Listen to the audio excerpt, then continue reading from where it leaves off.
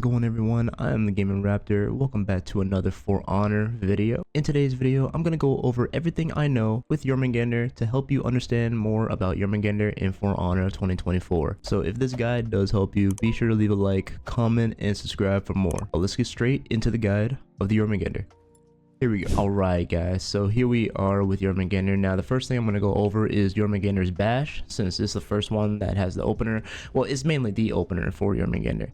So Jormungandr's bash basically got buffed with the whole bash update that happened a while ago. So mainly Jormungandr's bash, it's very fast now than it was before. I mean, before this whole bash buff for him and other characters, it was a bit slow and people would tend to dodge it very easily. But you can get a guaranteed light if you connect the bash, which is mainly Jormungandr's little opener, and it does around 12 damage and costs 9 stamina. Now personally, you would tend to use this as like a little opener to open yourself up into going to more mixes and whatnot, or going for another move. So basically go for a light, you can go for a heavy, or you can go for a zone like afterward. The choices are up to you, to be honest, when it comes to that opener. Alright guys, so we're going to be going over Jormungandr's lights and heavies next. So basically his lights are enhanced so people can't block them easily. They just have to take it a little bit. And his heavies can wall split people if you connect the unblockable. If you're able to connect the unblockable onto your opponent, you'll be able to wall split them and get them on the wall and then get extra damage with it. Alright, the next thing we're going to go over is Jormungandr's side dodge lights. So Jormungandr does have side dodge lights, and it's not just him that has side dodge lights. Centurion has them, Black Prior and Warlord have side dodge lights for their attacks and their moveset. Now for Jormungandr's side dodge lights, they do 14 damage and they only cost 9 stamina for both right and left. Jormungandr also has a front forward dodge heavy that does 22 damage on top heavy if you do connect it, and it does cost 12 stamina. I personally will use this in my chains whenever I feel like my opponent is either not gonna fall for this, because sometimes they won't fall for this and they'll just take the damage. And also with the top heavy, the front forward dodge heavy, it has hyper armor at the end, a little bit at the end of his chain. As you saw there, a little white flash, that's hyper armor. Alright, the next thing we're going to go over is the Leg Crusher, or Jotun Farewell into Hammer Slam. So this is basically X after any chain starter. So what this does is this will basically knock your opponent on the ground. You can do this with the light, you can also do it with the heavy, and you'll be able to go into Hammer Slam and whatnot. And you can also do it with the zone, and you can go for Hammer Slam to get around 26 damage with the Hammer Slam. Now before all this, Jormungandr's damage for the Hammer Slam was at 50 before the rework. It was just, gosh man, I remember it. It was so good back then. But now they did tone it down to make it to where Jormungandr's damage is a bit toned down and not too overpowered, which is alright in my opinion. But yeah, you can definitely do this within your mix-ups and whatnot when you feel like the opponent isn't gonna dodge it. There's in some cases people won't dodge this attack. Now there are times when people will dodge it because it's easy to read it. That's what I mean. Before, with the rework, Jormungandr's Hammer Slam or Jotun Farewell here was very fast. Now it's a bit slowed down, so it's easy to read in a way, but at the same time it's pretty good to throw out if your opponent just doesn't expect it. That's pretty much how I could put it. If your opponent doesn't expect it, then you get the big damage. And also it does cost 20 stamina, so you want to be careful with that as well. Also with Jormungandr, he has moves that are in guard break as well. So if you guard break somebody, you can go for Jotun Gift, which is the light button, and you'll be able to kick them in the balls and whatnot. And Jormungandr, as before, as I said, he can get a heavy after the guard break, which is called Venomous Sting, and you'll be able to get like a 12 damage heavy, and it also costs 12 stamina as well. But I mainly would use this if I'm near a wall to get my wall split punish, which would be a heavy. And also with Jormungandr, he does have a parry counter as well, which the parry counter you'll be able to do damage with, and I honestly like this for Jormungandr. This is still one of my favorite things to do with Jorm, as you can go straight into another chain mix afterward, whether it be a zone, a heavy. You can basically go for anything with Jormungandr. It's just so good. And if you're near a wall, I always say let it fly to potentially get them on the wall. Now if they parry it, then they made the great read, or they made a good read. But if they don't parry it, then yeah, you get that wall split punish. Alright, the next thing we're going to go over is Jormungandr zone. Now, Jormungandr zone is still the same. If you just press it the regular way, it's still the same zone as before. However, if you press the zone again, you get a hyper armor zone, a secondary zone, which will do 24 damage on the left side. 24 damage, y'all. That's a chain as well. So you go for 1, 2, like that's a lot of damage right there. However, that second zone or that chain starter zone, it can be parried, and I think you can continue it afterward. You just have to press a light right after that zone, like on the secondary one. You'll be able to continue it if you want to.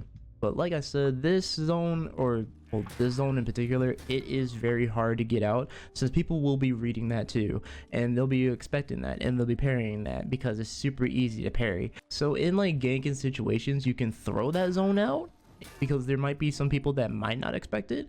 But if you're playing in ones or whatnot, in 1v1 scenarios, you won't be able to get that zone off unless you bait your opponent like a little bit of a delay or whatnot, because I feel like you can delay that zone a little bit, like a little bit. You can delay it a little bit and maybe get it off, but it's really by chance on how your opponent thinks and how they play. Basically, if they can make the read, then they can parry it, but if they don't make the read, then they have to take the damage. It's just how your opponent plays, really. And the last thing to go over is Jormungandr's running attack, which does around 20 damage, and you can continue your chain right after if you want to, whether it be the hammer slam or whether it be a zone or whatnot into hammer slam or light or heavy. It really depends on what you want to go with.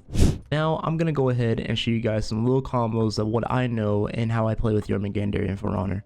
Here we go. Alright, so what I say for every character in the game that has an unblockable: always let your unblockable fly first.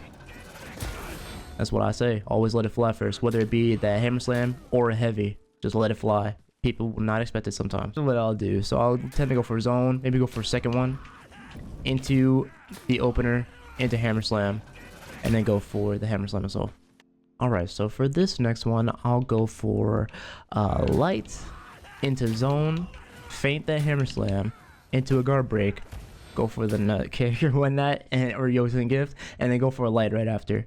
Now this one's more with the opener, so I go for the opener, feint that into the zone, go for it again, and then get some damage going. Go for the hammer slam.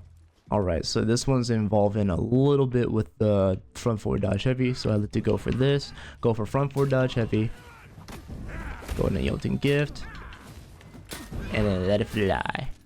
Alright, so for this next one, I like to go for zone, and a hammer slam, zone, hammer slam, zone, hammer slam. This is only if they don't dodge it. Like it's a bit stupid, that's all, man. Like going for zone into hammer slam and then going for light right after, it is a bit stupid. Alright, so this next one, it's a bit risky because you will probably get guard broken, so I like to go for zone and the hammer slam, go for light into that hammer slam. Now sometimes it will work, sometimes it might not. I do occasionally get it off from time to time. It just depends on how the opponent recovers. That's all it is, man, when you're going for that hammer slam specifically. Okay, so this last one is a little bit after hammer slam. So if you do get the guaranteed on the hammer slam and whatnot, if you get the hammer slam off, I like to go for a front forward heavy, go for feinting the hammer slam onto the wall, getting the wall swipe punish. Well, there you guys have it. Those are like combos what I know with Jormungandr and how I usually play with them from time to time. Next, we're going to go over the feats and gear perks for the Jormungandr. Let's do it. Alright, so we're going to go over these feats. As always, it's going to be an overview of them. I'm not going to like go over them bit by bit in the video. I will leave the information hub if you guys want to see more of the information of these feats. But here we go. The first one we got is Jotun Stove. It's a passive. You gain health when hitting enemy heroes with Jotun Surge. Farewell, gift, or grudge. The second one is body count. It's a passive. Killing soldiers grants you health and stamina. And then the third one is tireless. For tier 1, it's the passive itself. Lose stamina at a slower rate. For tier 2, we got hammer's favor. It is a passive. Gain a temporary shield after landing a hammer slam on an enemy hero. Then for the next one, we got Centurion's March. You gain unlimited stamina for a short time. And then for the third one, we got Righteous Deflect. It's a passive, parry to gain high damage reduction for a short time. Then for tier 3, we have Zealot's Bolt. You throw a projectile that deals low damage, knocks back and depletes all stamina. When it means that projectile, it basically means Jormungandr's hammer. You throw it at somebody, they literally lose their stamina. Then for the second one, we got Punch Through. This here is a passive. Your block damage is increased. And then for the third one, we got Hard to Kill. It is a passive as well. Increase your damage reduction when in low health. Then for tier 4 feats, we got Twilight of the Gods. You launch a powerful attack that deals more damage and unbalances nearby enemies. And then for the third one, we got Scout. All enemies are marked for death and show up on radar. And then for the last one, we got Auto Revive. It's a passive. Automatically revive upon death unless executed. Okay, so now we're going to go over all of Jormungandr's perks. So here we go. For the first one, we got Aegis. All shields received are increased by 20%. The second one, we have Shields Up. When revived, receive a temporary plus 25 health shield. And then for the third one, we got Bastion. When in a zone or carrying a banner / offering, gain 10% damage resistance. And for the fourth one, we got Vengeful Barrier. When exiting revenge, gain a temporary plus 25 shield. And then for the fifth one, we got Last Stand. When in critical health, gain 40% damage resistance. And then for the sixth one, we got Fresh Focus. When out of stamina, counter, guard breaks, blocks, and parries regenerate 20% stamina. And then for the final one, we got Bulk Up. When gaining a renown level, increase maximum health by 4. Now again, if you want more information for the feats and the gear perks for themselves, I will have the information hub link in my description. Okay, let's get you up out of here.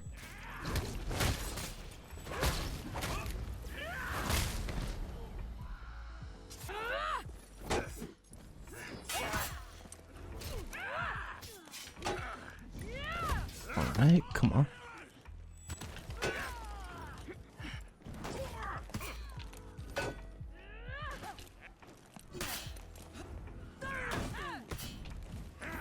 Oh man, this Valkyrie.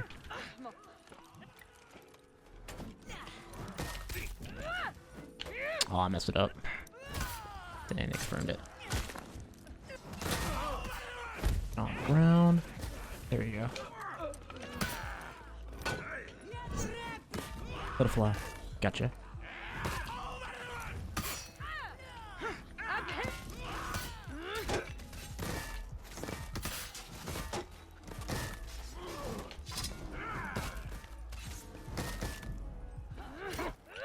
This other Jorm.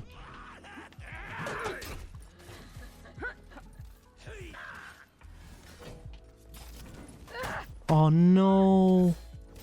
Oh, I thought that would confirm it.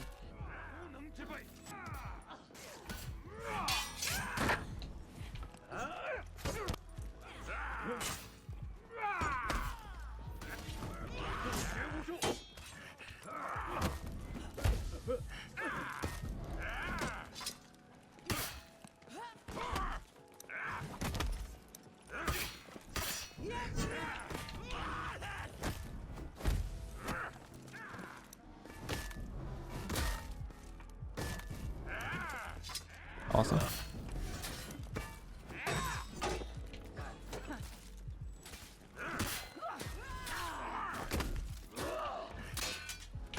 Got him. Aw, Rochi.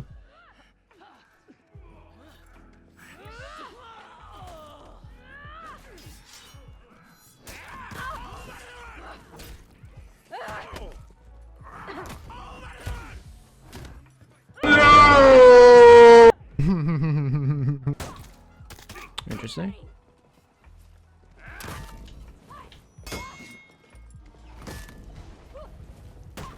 She's always dodging.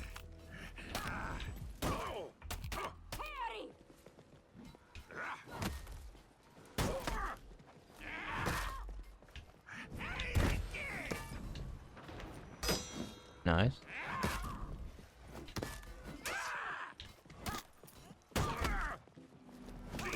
Right, advantage works. Gotcha. YOLO! Hey, let's go. You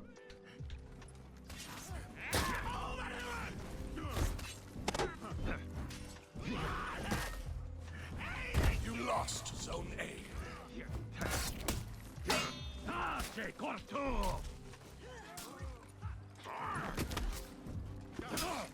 Enemy rally. Nice.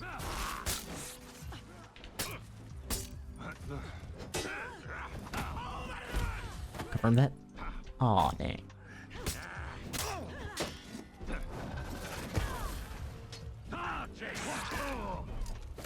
Nope, get on the ground again. And she gets revenge.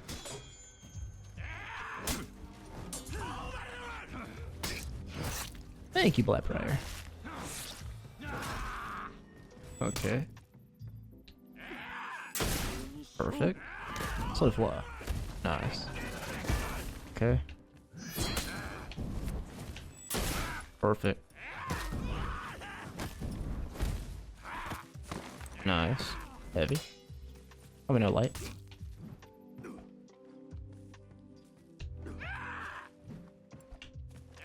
Okay, good. Glad I let the heavy fly.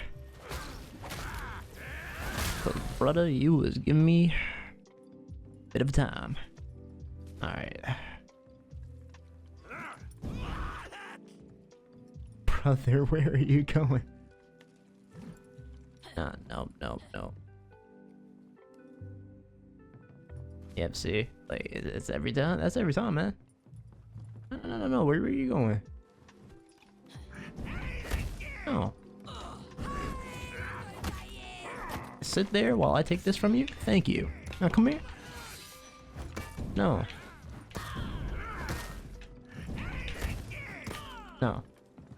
No. Stop it. Okay. What was that about? Like, enough of this. Enough of this travesty. Let me know in the comments if you guys want to see more elimination content here on the channel. I might be willing to bring it back again.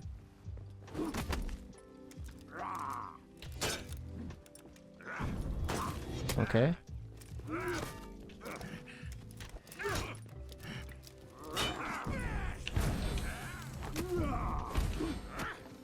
That's fine with me, brother.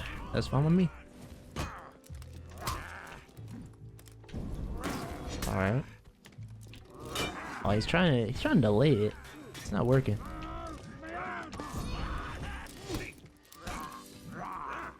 Ah, nice.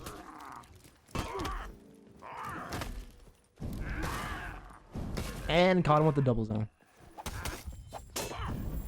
I didn't mean to hit you, dude, but hey, it is what it is. I don't think I'll be able to win this, but...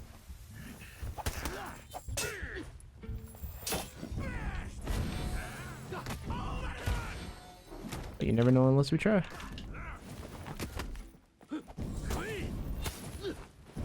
Oh no.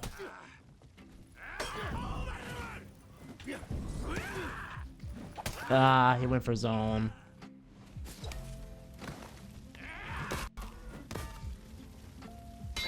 Oh.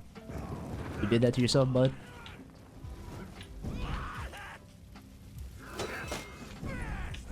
You did that to yourself. I'm sorry. You done that to yourself. But there you have it, ladies and gentlemen. I hope you dudes enjoyed today's video. I hope this guy did help you understand Jormungandr more in For Honor. Now with Jormungandr, I feel like he's a bit of a really good heavy within the game of For Honor. Like in my tier list video, I basically put him in the A tier column for duels because he's honestly a really good duelist if you just understand his entire kit and understand when to throw out your attacks and not throw out your attacks, and understand that Jormungandr's entire kit is basically about knocking people on the battlefield, really just knocking them around, knocking them every freaking way, basically becoming a big bully. That's pretty much what Jormungandr's like. He's, like I said, he thrives on wall splat punishes, same as Warlord as well. He goes for wall splat punishes, but Jormungandr, his wall splat punishes are actually pretty cool, but honestly I still enjoy him to this day whenever I feel bored. But yeah, that's gonna pretty much be it with Jormungandr. I do want to know what you guys think about Jormungandr in the comments down below. Do you guys like him? Do you guys not like him? Do you think he needs a buff? Do you think he needs a nerf? Let me know in the comments what you guys think. But with that being said, I am TheGamingRaptor. Make sure you guys give a like, share, comment, and subscribe if you're new. And I will see you guys in the next video. Alright guys, peace out.